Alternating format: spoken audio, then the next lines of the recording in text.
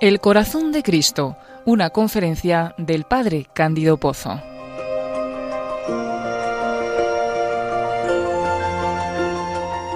La devoción al corazón de Jesús no es simplemente algo que haya nacido a partir de unas revelaciones concretas que tuvieron lugar en Palermonial a una santa religiosa del monasterio allí existente de la Visitación de Nuestra Señora, sino que es todo un movimiento de espiritualidad cuyos fundamentos últimos se encuentran en el Evangelio.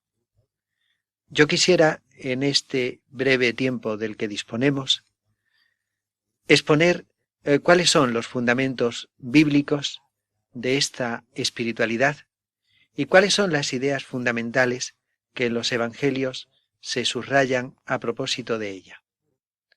Para hacerlo, seguiremos 3 textos fundamentales de los Evangelios y procuraremos desentrañar cuál es el contenido y cuáles son las enseñanzas que en ellos se encierran. El primer texto lo encontramos en el Evangelio de San Mateo, capítulo 11, versículos 28 al 30. Jesús dice a todos los que le escuchan y a través de ellos a todos los futuros cristianos: venid a mí, todos los que estáis fatigados y sobrecargados, y yo os aliviaré.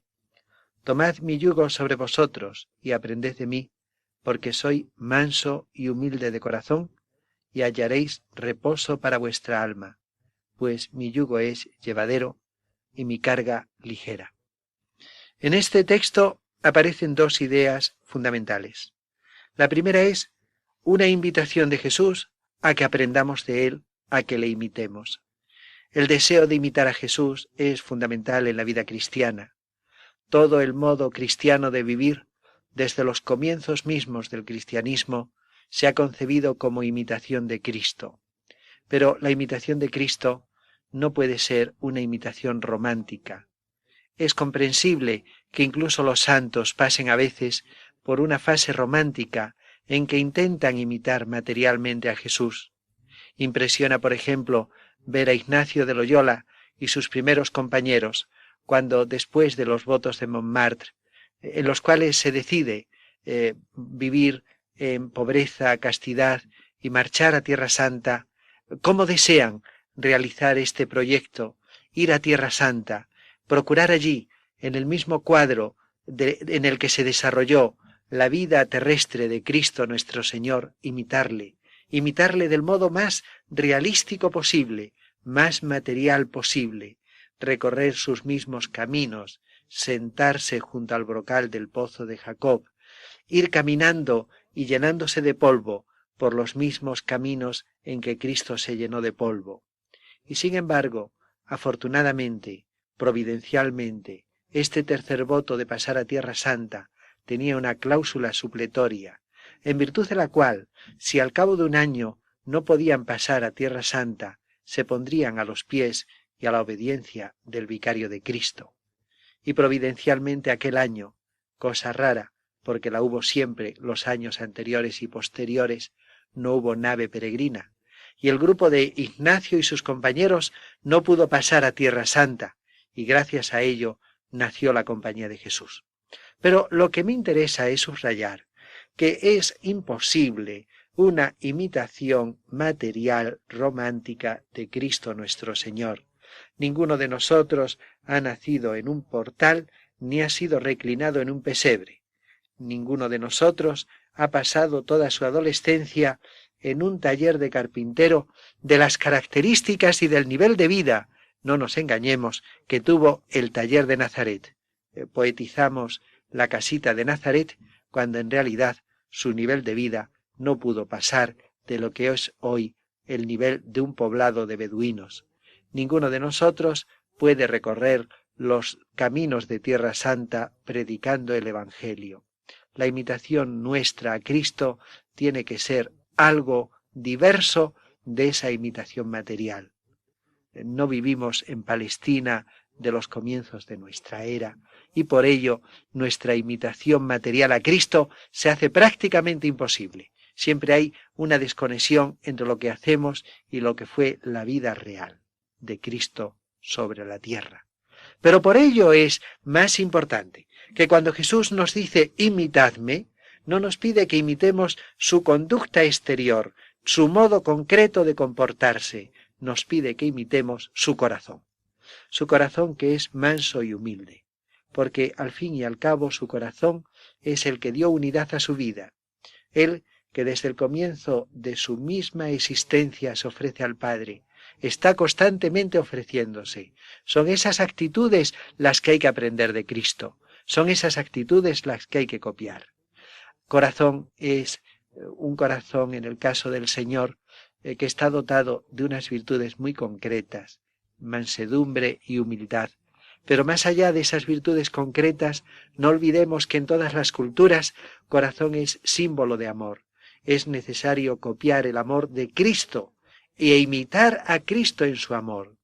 Y si en todas las culturas el corazón es símbolo de amor, no olvidemos que en la cultura hebrea y para los judíos el corazón era también símbolo de vida interior. Necesitamos, por tanto, descubrir la raíz de todo el comportamiento de Cristo y en nuestra imitación no ir por las ramas, sino procurar copiar la raíz. Y la raíz de todo lo que Cristo hace es un corazón que tiene virtudes concretas, manso y humilde, pero un corazón que es en todo caso un infinito amor. De ese gran amor, de ese inagotable amor, de ese inmenso amor, es de donde surge todo lo demás que Cristo realiza. Pero no olvidemos que también, como decía antes, para los judíos el corazón es símbolo de vida interior, de la vida interior de Jesús, del misterioso diálogo entre Jesús y su Padre, es de donde brota todo lo que Jesús hace. Este diálogo entre Jesús y su Padre, misterioso y sublime, es la fuente de la que procede todo lo que Jesús realiza. Pero en el texto hay un segundo elemento, y es que el corazón de Jesús aparece en él como el lugar del reposo.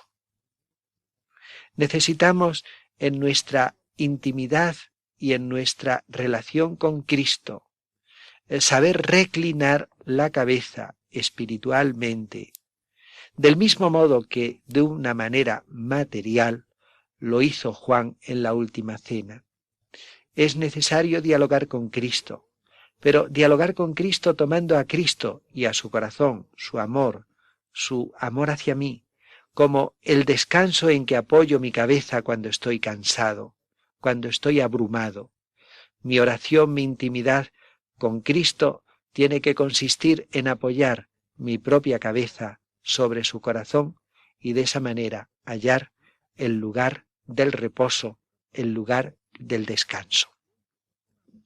Pero hay un segundo texto fundamental para la devoción al corazón de Jesús.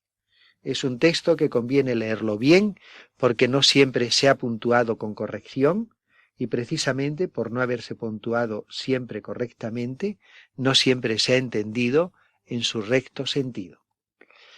El último día, dice San Juan, capítulo 7, versículos 37 al 39.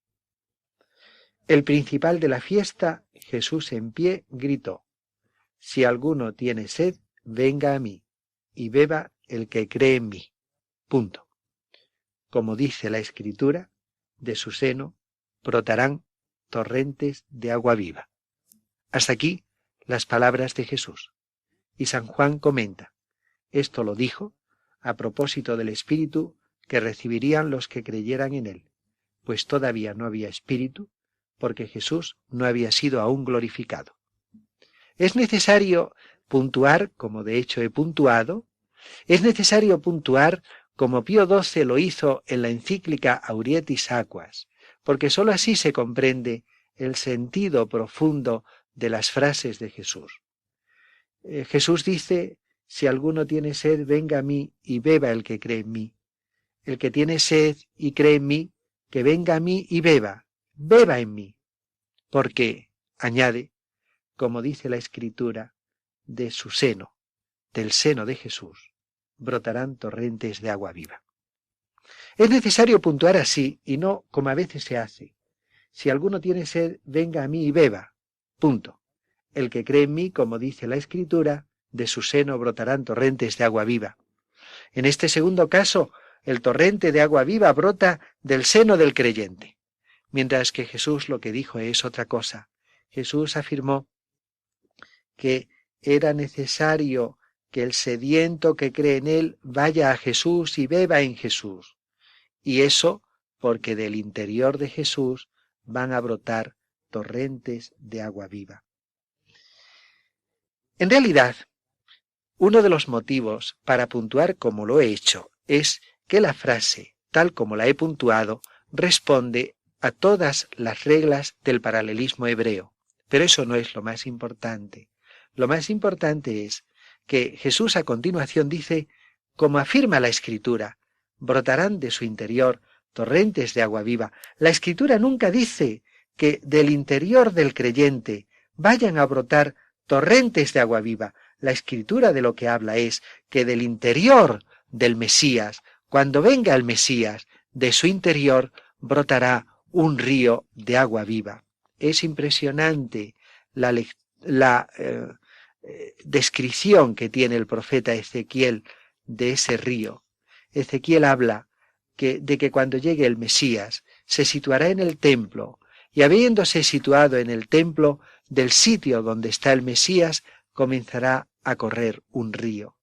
Y es notable, ese río se dirige hacia el desierto, y según va descendiendo hacia el desierto, todo lo que era árido se va convirtiendo en un paraíso, todo lo que era seco se va convirtiendo en un jardín y en un vergel que nunca se seca, en un vergel de una enorme fecundidad y de una enorme abundancia de verdor y de frutos. Pues bien, continuemos ahora leyendo y meditando el pasaje a la luz del comentario que de él hace San Juan. San Juan dice que todo esto Jesús lo afirmaba refiriéndose al Espíritu Santo que iban a recibir los que creyeran en él, pues todavía no había Espíritu, porque Jesús no había sido aún glorificado. El torrente de agua viva que Jesús promete a los que se acerquen a él es el Espíritu Santo que él comunica a los que a él se acercan. Y ese torrente brota de su interior, koilía. Koilía en griego significa su interior, pero tiene detrás una palabra hebrea que propiamente significa corazón. La auténtica traducción es de su corazón brotarán torrentes de agua viva. A lo largo de la vida, según van pasando los años, tenemos la impresión de que nuestro corazón está seco. Nuestro corazón, a pesar de ciertos esfuerzos que hemos hecho en nuestra vida espiritual, qué poco ha producido, qué poco verdor hay en él, qué pocas flores lo embellecen, qué pocos frutos de buenas obras ha llegado a hacer granar. Está seco. Pues bien, apliquémonos a nosotros la profecía de Ezequiel. Tenemos una fuente. Lo único que es necesario es acercarnos a la fuente, como nos dice Jesús. Esa fuente es el corazón del Señor. Acercándonos al corazón del Señor, encontramos una fuente inagotable, una fuente de agua viva, una fuente que según va corriendo y según va pasando por el arenal, hace que lo que era desierto se convierta en un paraíso, en un vergel, en un jardín. Si yo sé acercarme cada día al corazón de Jesús, yo encuentro en él la fuente. Este sería el tercer tema que encontramos en este segundo texto. En el texto de San Mateo encontrábamos la invitación a imitar a Jesús, sobre todo en su corazón, y la presentación del corazón como lugar del descanso. Este texto de San Juan nos habla del corazón de Jesús como fuente. Es la fuente de un torrente de agua viva capaz de transformar mi corazón, capaz de hacer que mi corazón, que está árido y seco, se convierta en un jardín, en un paraíso, en un vergel. Y para que no quede duda de cuál es el sentido del texto, El mismo San Juan nos da la clave de lo que ha recogido en el capítulo 7, cuando nos cuenta en el capítulo 19 el episodio de la lanzada. Lo conocemos perfectamente y a partir del versículo 31 nos cuenta cómo los judíos querían rematar a los crucificados. Para ello pidieron permiso a Pilato y con su permiso fueron rompiendo las rodillas de los ladrones que estaban crucificados junto a Jesús. Pero cuando llegaron a Jesús vieron que estaba ya muerto. Y porque estaba ya muerto no valía la pena romperle las piernas para que de esa manera se acelerara su muerte. Ya había muerto. Sin embargo, un soldado con una lanza le traspasó el costado, y habiéndole traspasado el costado, de repente Juan advirtió que de ese costado abierto brotaba sangre y agua. Y Juan se dio cuenta de que eso no era casual, de que ahí había un misterio, y por eso, después del fenómeno meramente externo, comienza Juan con tanta insistencia a decir que el que lo ha visto lo testifica, su testimonio es verdadero, él sabe que dice verdad para que también vosotros creáis. Muy importante es lo que Juan acaba de contar cuando tanta insistencia pone y tanto énfasis en que él lo ha visto, él lo testifica, que él no miente, que su testimonio es verdadero y que él insiste y sabe que dice verdad para que también nosotros creamos.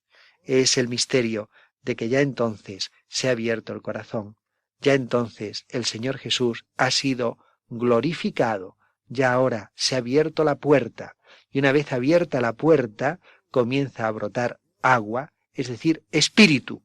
El espíritu nos lo comunica el Señor. Corazón de Jesús, fuente a través de la cual se nos comunica el Espíritu Santo. Corazón de Jesús, fuente a través de la cual se nos comunica ese Espíritu Santo que es fuerza en nuestra propia debilidad.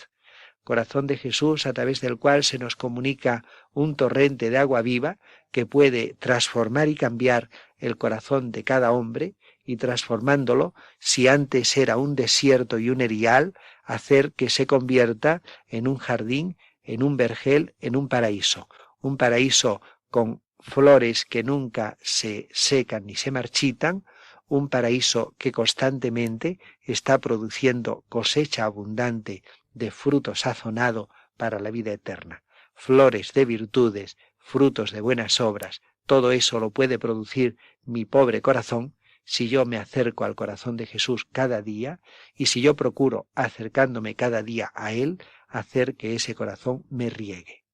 No olvidemos que el corazón de Jesús hoy existe y existe como corazón vivo porque Cristo es un resucitado y que Cristo resucitado me es cercano en la Eucaristía.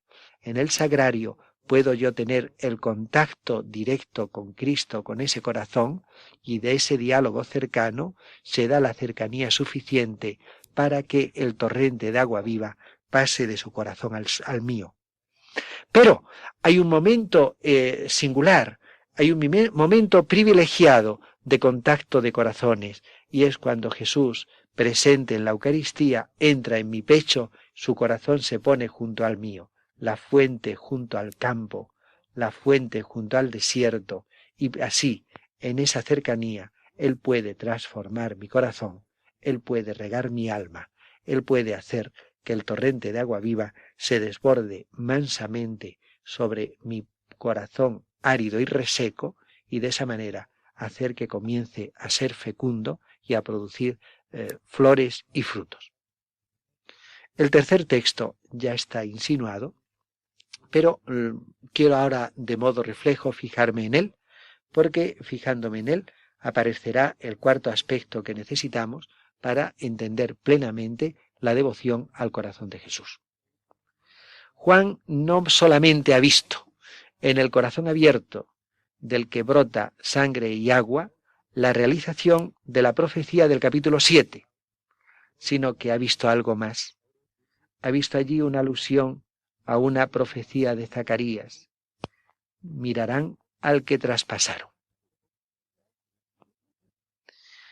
El corazón de Jesús es un corazón que, como todo corazón, es símbolo de amor, como lo era para los judíos, es símbolo de vida interior. Pero ese corazón es un corazón que nosotros traspasamos. Es un corazón traspasado, porque es un corazón que ama y es un corazón al cual se le paga con ingratitud.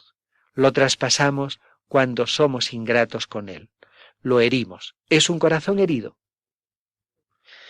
Y ese corazón herido es un corazón al que hay que mirar con pena. Hay que mirar con pena porque está herido. Pero yo no puedo, en ningún caso, mirar a ese corazón con pena porque está herido, como si yo no fuera el que lo ha herido. Un cuarto elemento esencial en la devoción al corazón de Cristo es la reparación. La reparación que consiste en mirar al corazón traspasado del Señor con pena porque está traspasado, con pena porque yo lo he traspasado. Y es en este último elemento en el que conviene insistir. Con demasiada frecuencia se plantea la reparación al corazón de Cristo como si yo no tuviera nada que reparar. Con demasiada frecuencia se plantea unas horas santas de reparación por los que no reparan. Y ciertamente por esos que están olvidados hay que reparar, pero existe el riesgo de salirse fuera del juego, de olvidar que yo también necesito reparar. Y es sumamente notable que en el planteamiento del Evangelio de San Juan mirarán al traspasado los que le traspasaron. Soy yo el que le traspasó, el que tiene que mirar. Y si vamos al texto de Zacarías, allí se dice que no solo hay que mirar, sino llorar, lamentar, como se llora y se lamenta un hijo único, un hijo primogénito muerto. Bien, todo ello es verdad, pero hay que llorar y hay que lamentar porque yo lo hice y yo tengo que sentirme culpable y la reparación primaria tiene que ser la que yo presto por mis propios pecados. Yo que pequé, yo me vuelvo a él y yo miro al que traspasé y yo me arrepiento de haber sido yo el que ha traspasado. Que yo nunca piense que no tengo gran necesidad de reparar porque llevo muchos años tal vez en estado de gracia, porque mis pecados son pequeños, son veniales. Es curioso, en las revelaciones de Parelemonial, la queja de los pecados de las almas consagradas, y ello es natural. Podrá ser que los pecados en concreto materialmente considerados sean más pequeños que aquellos de los que viven de espaldas a Cristo, pero son pecados del amigo, y el pecado del amigo es especialmente doloroso. Es necesario que yo me vuelva a Cristo mirando mi propio pecado, sabiendo que mi propio pecado es especialmente doloroso al Señor. Alma consagrada, mi pecado es, aunque sea materialmente más pequeño, especialmente doloroso para Cristo el Señor. Aunque no sea alma consagrada, si he recibido tantos y tantos beneficios en mi propia vida, como de hecho he ido recibiendo del corazón del Señor, mi pecado, aunque materialmente sea más pequeño, tiene un aspecto de especial ingratitud. Le duele especialmente al Señor, y por ello es necesario que yo llore mi propio pecado con una enorme profundidad, porque yo soy responsable, más consciente que tantos y tantos que tal vez materialmente han pecado más. Después, pero solo después, por un sentido de solidaridad, repararé por los que no reparan, procuraré consolar al Señor por los que se olvidan de Él, procuraré llorar por los que no lloran. Pero esto es un movimiento segundo de solidaridad, la acentuación que el Nuevo Testamento hace en el tema de la reparación es que el que traspasó es el que tiene que mirar y es el que tiene que llorar. Solo en un segundo momento me preocuparé de aquellos que no reparan por caridad para con ellos y por un sentido de solidaridad con ellos. Así finaliza la conferencia del Padre Cándido Pozo titulada El corazón de Cristo.